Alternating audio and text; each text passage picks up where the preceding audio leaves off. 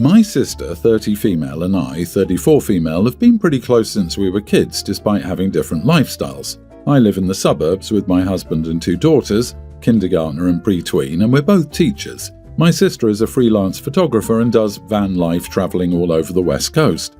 I'm a Christian and she's very spiritual and believes in crystals, horoscopes, tarot, etc. But despite our differences, we're still close and try to see each other often.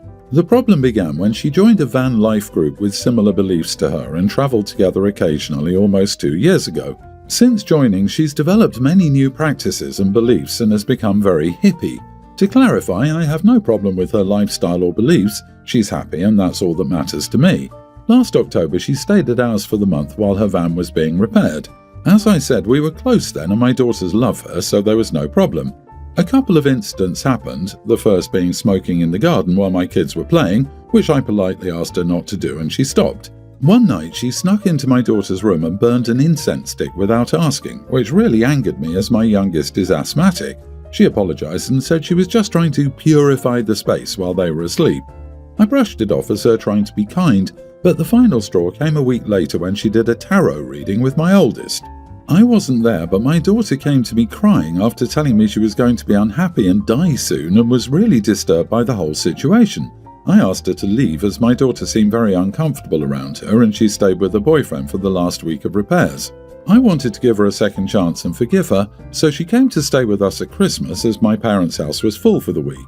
One night my husband and I went out and we left her to babysit with strict instructions, and she promised not to repeat what she'd done before. Well, we came home early and she'd invited a bunch of her van life friends over and they'd all been drinking. I completely blew up at her asking her to leave, which she did. The next day I found a bunch of sage and crystals underneath my kids' beds, and they told me she'd told them to stop going to Sunday school because it was all made up, and they seemed really upset by it. I was so angry and called her, asking her to stay away from my kids and stop pushing her beliefs onto them. Since then, she's been contacting me non-stop, and I blocked her after telling her a few weeks ago that I don't want her to have a relationship with my daughters if she's going to repeat the same behaviours, and she called me discriminatory and heartless, and she's got my parents on board who are telling me it's unfair. I'm not sure if I'm overreacting to this situation. Am I the idiot for not letting my spiritual sister be around my kids? Not the idiot. Her being spiritual and you being more traditionally religious is a distraction, and it's convincing your parents it's more of a philosophical conflict. Don't let yourself or them become distracted.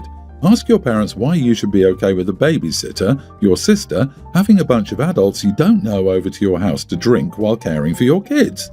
This is just the beginning. She deliberately told your daughter things that she knew would potentially upset them. She put your daughter's health at risk. She invited strangers over when you weren't home. This isn't what a loving aunt does. A loving aunt would lose her mind if someone did that to her nieces or nephews. And her telling your child she'll die young, that crosses so many boundaries. I'd never allow her around my kids again, ever. She probably sold a sob story about how you're discriminating against her beliefs, but she's a danger to your children's physical and mental well-being. You need to protect your children, and unfortunately it's their aunt you need to protect them from.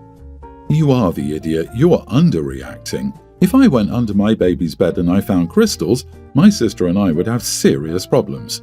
For the love of God, please never let her be alone with your children unsupervised again. You gave her plenty of chances, and she's lost that privilege. Letting her be alone with them again could be endangering them further, and clearly, you don't want that. My best friend Sarah, female 22, recently got a new boyfriend, James, 23, and she's over the moon with him. Sarah is one of the very few people I hang out with. She recently met James's friend group, a group of guys, and they invited her to go on a beach trip with them. Sarah begged me to go with them and insisted I join even when I declined the offer about 4 times. Eventually, I just agreed to get her off my back about being sad and alone. I was told that I would have a ride. Sarah and I were the last to be picked up, and when they pulled in, there were 4 guys in a 5-passenger car. I see this as my way out. I say, "Oh, looks like there isn't enough room for both of us. You can go enjoy the beach with your boyfriend. I don't mind staying behind." Sarah tells me it isn't a big deal if she must sit on James's lap to make it work. Immediately, I feel on edge. It turns out that James was the one driving the car and said he wouldn't trust anyone else to drive his car. He told me that I would be the one sitting on someone's lap because there was no way that he would let Sarah do that. I don't know these guys at all. I pull Sarah aside and tell her I'm uncomfortable, thinking she would help me out. Instead, she encouraged me, saying that she thought I would have fun and maybe even get a date. She is so into James and has been talking about this trip non-stop for over a week, so I decided to just do it to make her happy. 2 of the 3 guys in the back, Sarah sits up front next to James, offer up their laps. I just picked the guy with the most legroom.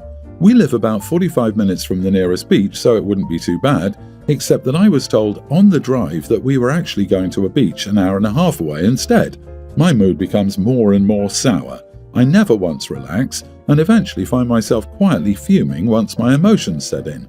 The boys I'm squeezed into the back with just talk around me, physically leaning over me constantly, brushing up against me. Once we get to the beach, we set up and I finally find a moment to relax. I ate a sandwich that I packed and read a book while Sarah and James were lovey-dovey and the guys messed around in the ocean. I was asked twice about why I only packed a sandwich for myself. Not jokingly either. Not once had I been asked to bring a single thing. When it came to the part where everyone was getting in the car, I just told James and Sarah that I'd called an Uber to pick me up because I didn't want to sit on anyone's lap for another hour and a half. Sarah tried to argue, but my ride showed up, so I left. I got a call from Sarah a few hours later. She called me a bad friend for ditching everyone. When I told her how the whole day was making me feel crap, she told me I was being selfish and that I'd been acting like a witch all day. I do not deserve that, but I'm also pretty paranoid about doing something wrong. Am I the idiot? Edit, Sarah is a very petite girl, so I suggested that she sit on my lap, which she was against because she wanted me to get out there. Uber was almost $200. I'm big on saving, so I could swing it, but it still hurt my soul a little. LOL. Not the idiot. Geez, that almost makes it sound like she wanted to set you up with one of them, or she just didn't want to share a seat and was making excuses. Anyway, if you don't fancy becoming a human missile one day, please don't travel like this again. Agreed. I wouldn't do that regardless of who I know in the car or our gender in case the car crashes. Sarah not only pushed your boundaries by coercing you into going on a trip you didn't want to go, but she also disrespected your boundaries about not sitting on a stranger's lap. She put you in serious danger, and then she gaslighted you by saying you were being selfish. She's the selfish one, and she's a horrible friend. Please make new friends who care about you, respect your boundaries, and protect you. You deserve it. I'm a guy, and even I feel secondhand discomfort imagining your situation. It looks like they didn't even stop to think for 1 second how to make you feel comfortable. They showed up with just 1 free seat to pick up 2 people, and James chose to drive, knowing fully well he wasn't going to let Sarah sit on anyone's lap. When people act like this, fully disregarding your comfort, you can behave however you want. My wife and I have been together for 8 years, married for 6. She has a daughter, 24, and 2 younger kids from a previous relationship. I have a son, 22, from a previous relationship. I'm not big on weddings. I consider them a waste of money. My wife and I got married at the courthouse. My son is getting married this summer. He decided he wanted a wedding. I'd saved a substantial amount of money for him over the years for college or whatever he wanted to do after high school. He didn't need that money because he got a scholarship. I'm splitting the cost of the wedding with his fiancé's parents. My half is coming from the money I saved. My stepdaughter recently got engaged. Her fiancé's family is traditional and expects her family to pay for all of it. My wife asked me how much we were willing to spend. Note, my wife and I maintain separate finances. I told her aside from the $2,000 or so I plan to spend on wedding gifts, I do not plan to contribute anything. She essentially said she can't afford the cost of the wedding on her own, especially considering she's solely responsible for paying for the young kids' college, and she has to save for that. My wife's ex refuses to contribute anything whatsoever beyond child support until they're 18 years old. I told her that they can get married at the courthouse like we did for less than $100. She said that I could use some of the money in my savings that I'd set aside for my son. While that is technically my money, as far as I'm concerned, it's my son's money. My wife is upset because she sees it as fundamentally unfair that my son is getting a nice wedding and her daughter is not. While I understand the frustration, I do not think that is my place to remedy the problem. Am I the idiot? Not the idiot. If anything, the only unfair part here is that your wife expects you to fund something that has zero planning, forethought, or connection to you. If your stepdaughter wants a big wedding, she and her fiancé can figure it out, just like your son did. Otherwise, there's a courthouse with her name on it, and a whole load of cash is saved for her younger siblings' futures. Your wife had 24 years to think about this. Her fiancé's family is traditional and expects her family to pay for all of it. In my opinion, this is where the problem is, not you wanting to pay. If the couple can't pay themselves, putting all the financial burden on the girl's family isn't a solution.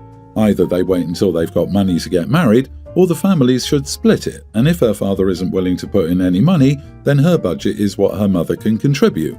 I love how traditional some people suddenly get when it's actually super convenient and useful for them. OP, you married your wife when her daughter was an 18-year-old adult. At no point in your life have you ever been her parent or financially responsible for her in any manner, shape or form.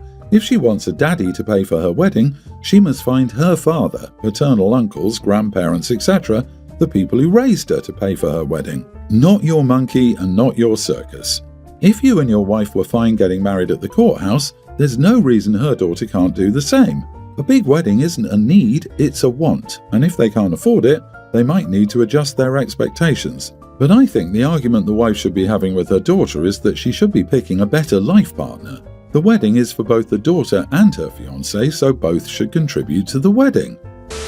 My parents were only 19 when they had me, 19 female. They got engaged while Mom was pregnant, and Mom even changed her last name before I was born. But they didn't get married because they wanted both families there to make it special. The plan was they'd save once they were settled with me, but then my mom got pregnant with my brother, nearly adult male, and it got delayed.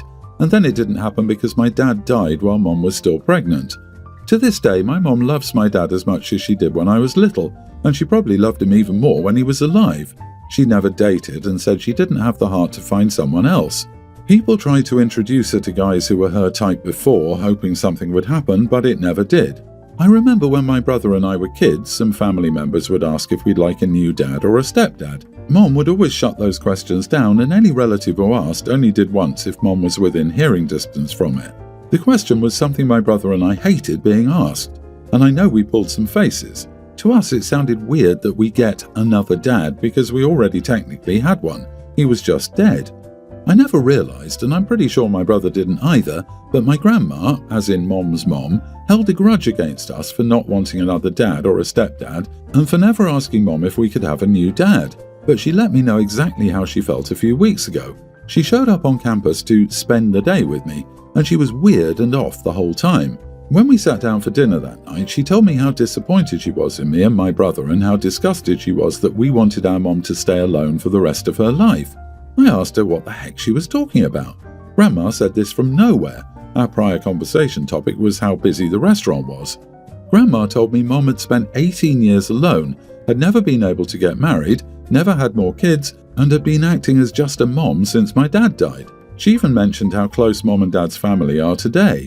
Grandma said she saw the faces my brother and I would make when we'd be asked about a stepdad or new dad.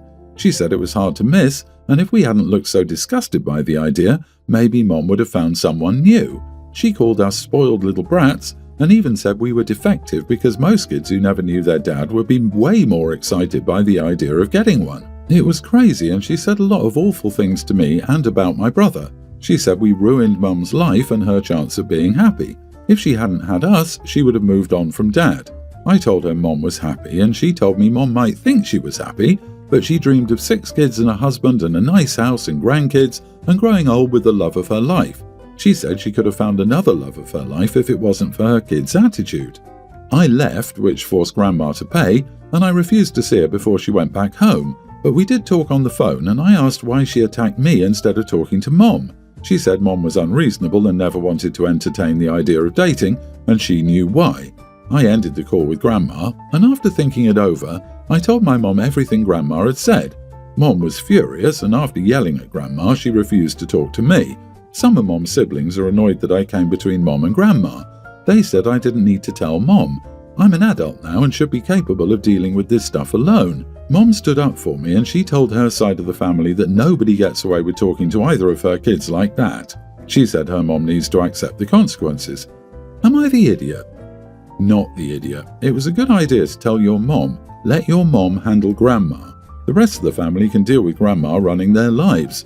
That's the problem, you know. Grandma and family tried to force your mom into remarrying for all these years. Your mom showed her shiny steel spine and said no. So Grandma wants someone to blame for Mom not submitting, so she's blaming the kids. Exactly. Don't show any mercy to that narcissistic, toxic idiot. She blamed the game because she couldn't control Mom's life, who is a grown-up person, has her own choices, but that narcissistic idiot chooses to blame kids. Your mom is likely close with your dad's family because they are her family too, and they don't treat her like crap. Mom will probably start dating again now that her 2 kids will be in college. She had a plan, stuck to it, and raised 2 good kids. Now, before turning 40, she can go back to having a partner without any worries. Grandma is just an old hag who believes a woman cannot live without a man at her side, or a man cannot raise kids on his own. Old stereotypes are no longer valid in these times. Nah, you for obvious reasons. Your mom, obviously, and also your grandma. Also, it could be early stages of dementia if this is out of character, or she's never once acted like this or brought it up. If that's the case, please don't let your grandmother be left alone to rot. Your mom and aunts and uncles need to get her to the doctors. This could easily be a warning of something serious. Do you realize that because OP is 19 and her mom had her at 19, the grandmother could be in her 50s? I hate to burst your bubble, but that isn't elderly.